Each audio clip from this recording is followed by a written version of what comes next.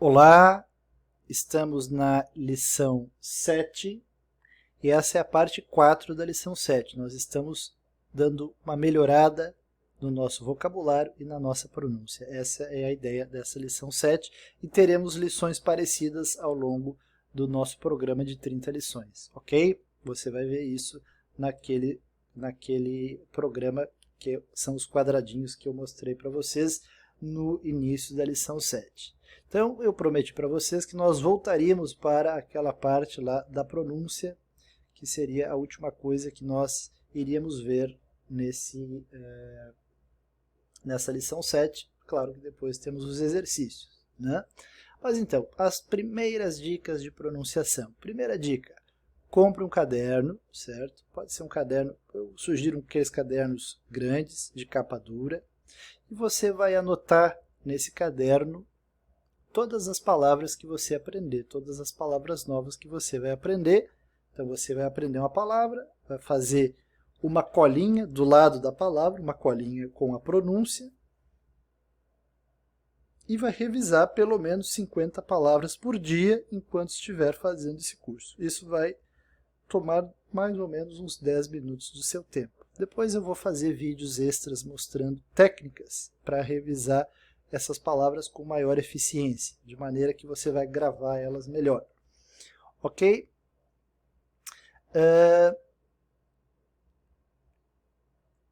Para consultar a pronúncia correta de uma palavra, você vai precisar usar um dicionário. Eu indico o dicionário wordreference.com. .com é .com, ponto é .dot. Então, vamos lá para esse dicionário. Já estou com ele aberto aqui. Vamos ver esse dicionário. Vamos ver uma palavra aí que a gente tenha aprendido nessa lição mesmo. Vamos voltar lá e vamos ver. Bom, vamos ver essa aqui, que a gente vai ver em seguida. Palavra para cavalo, horse. Horse. Vamos ver. Você vai digitar lá a palavra, que muitas vezes você vai estar lendo o material, mas não vai estar escutando, porque o nosso principal material de estudo, quando a gente começa a estudar um idioma, é o material escrito. Só que em inglês tem esse problema. A pronúncia é muito diferente da maneira que se escreve. Inclusive, os americanos e ingleses cometem muitos erros de escrita. Por quê? Porque para eles não interessa como a palavra é escrita. Claro que interessa, né? Mas o mais importante é falar. Um idioma é uma coisa falada e não uma coisa escrita. É mais importante falar do que escrever. Então, desde o início, em inglês, isso vale para todos os idiomas, mas vale muito mais para o inglês se preocupar com a pronúncia correta das palavras. Desde o início. Por quê? Porque é muito diferente da maneira com que se escreve, certo? Então vamos ver, né? Vamos dizer que você leu essa palavra aqui e não escutou a pronúncia. Aí você vai procurar para ver o que era, você nem sabia o que era. E aí está lá, apareceu. Ó, aqui, veja, o nome da palavra, né? A palavra, aqui é uma coluna dizendo em inglês e a coluna em português, que significa cavalo. Cavalo, aí tem outras pronúncias também, cavalaria, cavalete, ele dá variações, né? Enfim. Bom, mas provavelmente a tradução será cavalo. A primeira tradução sempre é a mais comum. E aí você vai escutar. Vamos escutar como se pronuncia isso aí. Horse. Horse. Horse.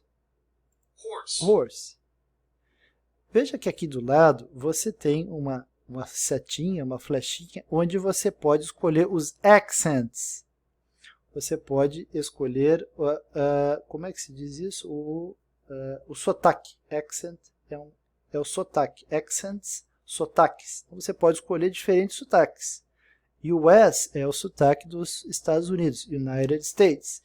UK é o sotaque do Reino Unido, United Kingdom. Também tem de regiões do Reino Unido, Yorkshire, RP, eu nem sei qual é esse RP aqui. provavelmente é, bom, não sei mesmo. O sotaque irlandês, o sotaque escocês, o sotaque dos Estados Unidos do Sul, que é o cara do Texas, que é conhecido por ter um sotaque meio diferente do padrão, vamos dizer assim, americano, e o jamaicano. Então, eu sempre escolho o padrão americano padrão, né? E aí você vai colocar aqui Horse. horse, horse. Veja, se eu colocar outra coisa, vamos colocar Reino Unido. Horse. Veja como muda a pronúncia. Horse. Horse, Horse. horse. Se eu colocar, por exemplo, Estados Unidos do Sul, Horse. Horse. também muda um pouquinho, né? Mas já é bem mais parecido com o Estados Unidos padrão. Horse. Eu sempre fico com os Estados Unidos padrão. E aí o que eu faço? Eu escuto a palavra Horse.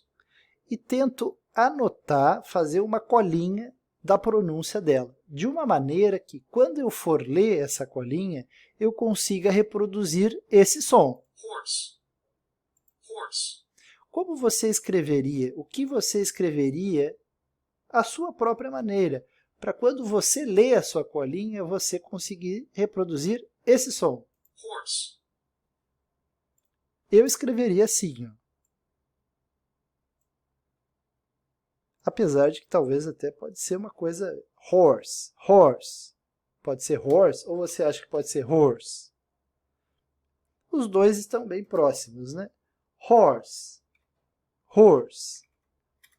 Então, acho que aqui tudo bem, caberia assim, horse. Quando eu ler a palavra em inglês, eu vou ler assim, horse. Eu vou olhar para a palavra em inglês e vou ler desse jeito aqui. Horse, que significa cavalo. Certo? Você vai fazer isso com todas as palavras que você aprender. Vamos ver outra. Vamos ver essa palavra aqui. Ó. Você leu e não sabe o que é. Você se deparou com essa palavra em algum lugar e não sabia o que era. E aí você foi lá no dicionário e digitou lá isso aqui. Ó, em inglês, que você digitou, que é isso aqui. E em português, a tradução cabeça. Vamos escutar a pronúncia. Head. Head, Head. head, Head. head, Head. head. Vamos ver para o Reino Unido, qual seria? Head. Veja como muda, né? Mas eu sempre uso a pronúncia americana padrão.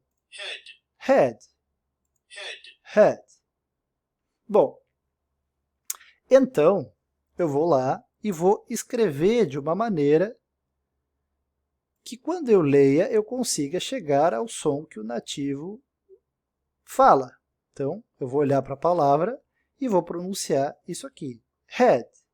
Porque é claro que essa pronúncia é uma pronúncia mais aproximada possível daquilo que o nativo falaria. Nunca vai ser igual, nós sempre vamos ter, vamos dizer, uma diferençazinha, porque os nossos músculos do nosso aparelho fonador, da língua, da boca, de uma maneira geral, ele já está configurado para o português, porque a gente já cresceu falando português. E acreditem ou não, isso faz diferença.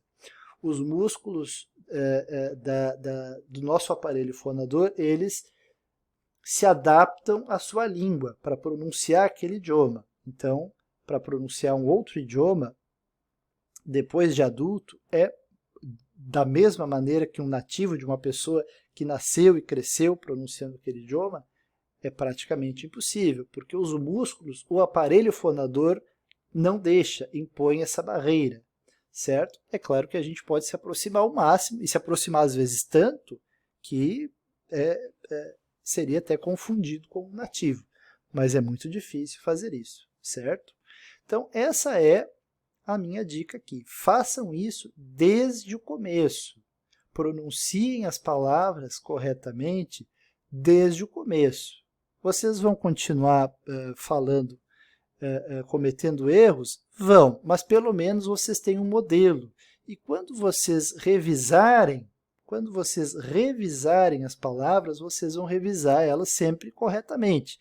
E, com o tempo, aquela pronúncia correta, ela vai se introjetar em vocês. E aí você vai sempre acabar pronunciando a palavra corretamente. Certo? Eu faço isso há 3 anos. E eu tenho 7.000 palavras anotadas no meu caderno de vocabulário. É claro que eu já tenho mais de um caderno, né?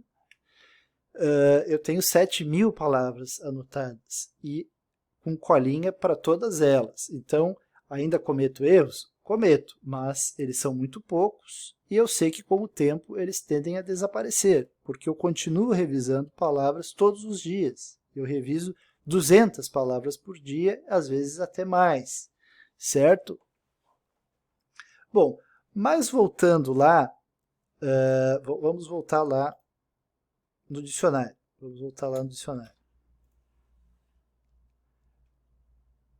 Você vê que tem aqui, ó, embaixo, tem umas coisinhas estranhas, né? Por exemplo, aqui UK. E aí tem esse símbolo, tem 2 barras, né, invertidas.